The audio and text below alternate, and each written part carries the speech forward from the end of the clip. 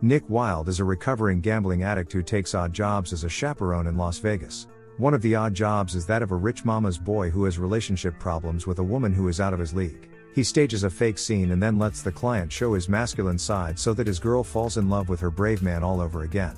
Come next morning, Nick makes his way to his office. There he is approached by a young man named Cyrus who is in need of protection. He is a considerable gambler, and although Nick is hesitant at first, he agrees to accept the assignment, as there is a lot of money at stake. He drives to a diner, where he is approached by the man he helped yesterday. Thrilled, he says Nick's plan worked wonders, and hands him his payment with an extra $500. Nick is happy for him, but doesn't accept the extra. It's always a pleasure doing business with Nick. While at the diner, making himself a real man's drink, his friend waitress hands him a message from a woman he knows asking him to stop by her place. Holly, a professional escort who has been beaten to a pulp, embraces Nick. When he wonders who did this to her, she has no clue. After her date last night, she entered an elevator with 3 men, one of whom was a young man in charge. They dragged her to their suite under the pretext of a party, then humiliated, forced on and brutally beat her. They threw her out in the driveway of a hospital. Holly asks Nick to find out who they are so she can sue them. Nick argues that he is not a detective and it is almost impossible to find people in Las Vegas, especially at the Golden Nugget Hotel, which he had warned her to stay away from. He refuses to help her. Still having a bad aftertaste from the whole situation, he goes to the Golden Nugget to see what he can dig up. He is a man with many friends, a housekeeper who works there is one of them, whom he asks for some information about the incident. He meets her later at the diner and Nick learns that the man responsible for assaulting Holly is Danny DeMarco, the son of a gangster, which is why he is constantly guarded by 2 big boys. She warns Nick that DeMarco is trouble and he should stay away from him.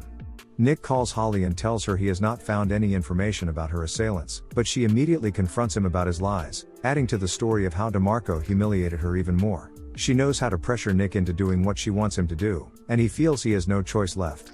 That evening, Nick picks up Cyrus and shows him Las Vegas and all the luxurious casinos there are, until they settle on a rundown casino. Nick points out $100 tables to him, but Cyrus prefers $10 ones because he thinks the pleasure lasts longer that way. This is the highlight of Nick's career, guarding a boy who bets $10 on a roll of the dice. Disappointed, Nick is sure no one will rob Cyrus and leaves him to his own devices. Nick visits Holly and tells her about DeMarco and his whereabouts, but refuses to help anymore. He is furious that she is lying about her intentions to sue DeMarco. What she really wants is his nuts in her hands, even if that means putting Nick in a deadly situation. He really is a sucker when it comes to sweet talk from her. Nick goes to the hotel to confront DeMarco, disguised as someone sent by Baby, Las Vegas mafia boss. He wants to resolve the whole situation with him peacefully, claiming that he is Holly's pimp. DeMarco even offers $50,000 for his troubles, but nothing is really that simple. He starts belittling Nick, forcing him to address him as sir and tell him about his good qualities, and maybe he will be allowed to live. Nick says he is an honest worker and even shows him his card. DeMarco, being a good man, tells his thugs to rough him up a bit, and that's when Nick gives up on the peaceful solution.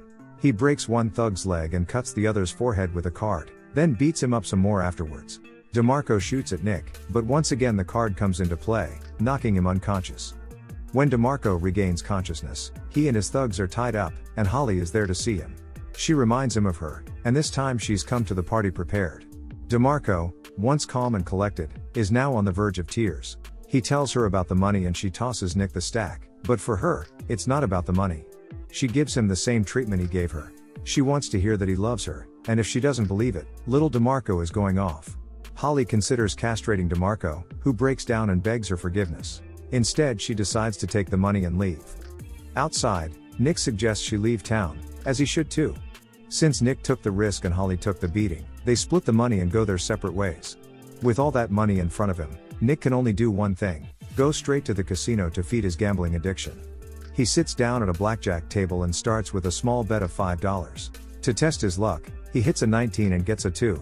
Either way, it's his last night in Vegas, so he immediately trades $1,000 for one chip. Quickly he has 2, then 4, then 8,000. Each time he wins, he doubles his bet. Unfortunately, the dealer's shift is over, so he packs up his chips and gets a drink. At the bar, he sees Cyrus. He thinks he got lucky with the dealer, but then a bizarre realization hits him. How can he know luck is gone if he never tested it?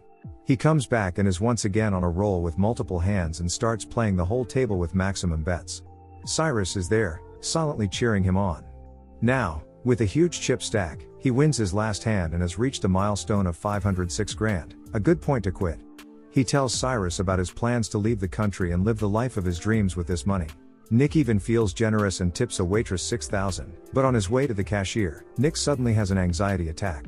He tells Cyrus that 500 grand is fine, but to never end up here again, he needs more.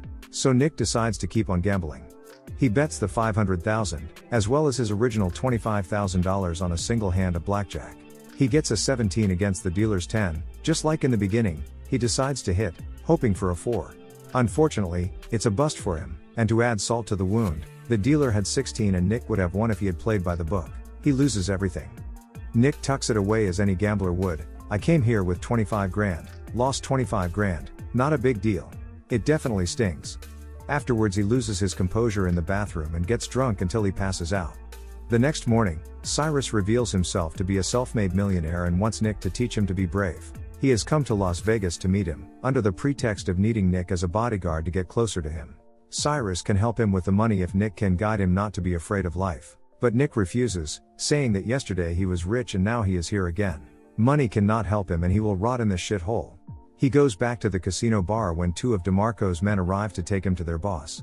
He has a flash memory of losing everything yesterday, and channels his anger into dismantling the 2 of them in seconds. More thugs crawl out, but that doesn't faze him in the least. He fends them all off until the cops arrive. Nick meets with Baby, the Las Vegas mob boss. Baby has received a complaint from DeMarco, who claims Nick broke into his hotel room, pistol whipped him and killed 2 of his men, all to fund his gambling addiction. Baby takes Nick to a room with DeMarco, where Nick tells his version of the story, that DeMarco killed his own men when he left the hotel, and to prove it, he states that DeMarco has a cut on his little pecker. Baby asks DeMarco to drop his pants to prove Nick wrong, but he refuses on principle. Both Nick and Baby burst out laughing and DeMarco leaves in a huff.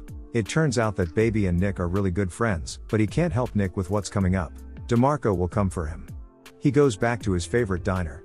Cyrus joins him and tells him he's leaving, but not before thanking him for what Nick taught him, that everyone in the world is afraid of something. Nick is just as scared and an asshole. To thank him, Cyrus hands him a check for $500,000 and a plane ticket to Corsica, but he still looks dissatisfied, the reason being he's going to be murdered at any moment. DeMarco and his men show up at the diner and it seems like this is the end for him. When suddenly Cyrus shows his newfound manliness by singing loudly to distract DeMarco and allow Nick to escape. This works perfectly.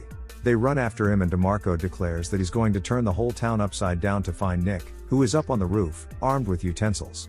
Nick covers his ears and imagines his dream life, but for that, he needs to have a peace of mind first. He starts stabbing them with his utensils and having guns doesn't do them any good.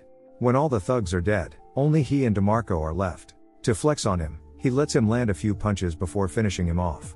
Afterwards, Cyrus insists that Nick accept the check and ticket, and he accepts, calling Cyrus a good friend. Nick then finally drives out of Las Vegas to realize his dream. The end. Thank you for watching. Subscribe if you'd like to see more videos like this.